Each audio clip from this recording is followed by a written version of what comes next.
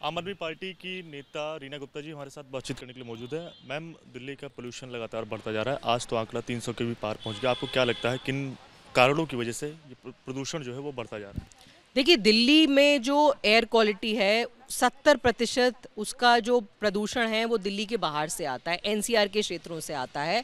और हम लंबे समय से मांग करते आ रहे हैं कि केंद्र सरकार के नेतृत्व में आसपास के सारे राज्यों को बैठा के एक एक्शन प्लान बनना चाहिए।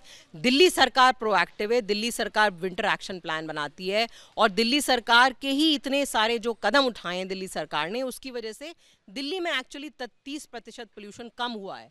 लेकिन जब तक आसपास के क्षेत्रों से जो सरकारें हैं वो काम नहीं करेंगी, दिल्ली सरकार के अकेले काम करने से सिर्फ इतना ही रिडक्शन हो सकता है। मैम, इस बीच बीजेपी की ओर से कहा जा रहा है कि ये सिर्फ जो प्रदूषण की समस्या है सिर्फ 2 महीने की नहीं है। साल भर काम करने की ज़रूरत है। दिल्ली सरकार और जो मंत्री हैं उन्हें गंभीरता से इस समस्या को लेना चाहिए था।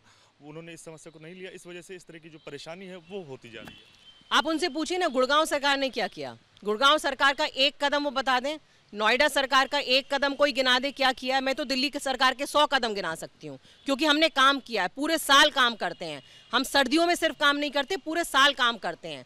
लेकिन जब तक आसपास के क्षेत्रों में वहाँ की इंडस्ट्रीज, वहाँ के जो इश्यूज हैं उनको आप सॉल्व नहीं करेंगे, तब तक दिल्ली को हम और ज़्यादा बेटर नहीं बना पाएंगे।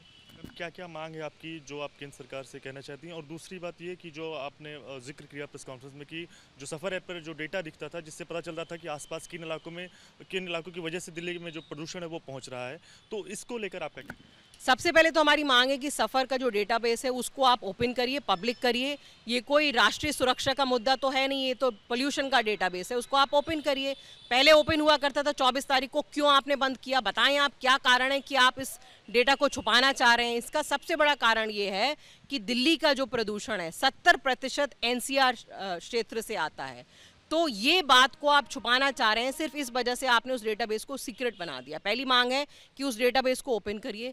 दूसरी मांग है कि आप जो नॉर्थ इंडिया के सारे स्टेट्स हैं उनका आपके नेतृत्व में एक टाइम बाउंड एक्शन प्लान बनना चाहिए, जिससे कि पूरे नॉर्थ इंडिया के जो 70 करोड़ लोग हैं उनको चैन की सांस मिल सके। बहुत शुक्रिया बातचीत करने के लिए। तो साफ तौर से बड़ी बात जो है वो आम आदमी पार्टी की जो नेत्री हैं वो रीना गुप्ता की ओर से कही जा रही है कि 70% जो दिल्ली में प्रदूषण होता है वो आसपास के इलाकों से आता है, और जिसके चलते नॉर्थ इंडिया के जो कई सारे राज्य हैं वहाँ के जो मंत्री हैं, पर्यावरण मंत्री और सीएम, उनकी बैठक होनी चाहिए और इसका जो सोल्यूशन है वो निकलना चाहिए, ताकि दिल्ली में जो प्रदूषण स्तर लगातार बढ़ता जा रहा है उसको कंट्रोल करने का काम किया जा सके। इसके अलावा सफ़र ऐप पर जो पब्लिक ओपन जो डेटा दिखाई पड़ता था, जिससे पता चलता था कि आम आदमी भी उससे जान सकता था कि कहां से किस राज्य में ज़्यादा पोल्यूशन हो रहा है, वो डेटा बंद कर दिया गया। उसमें आईडी पासवर्ड मांगा जा रहा है।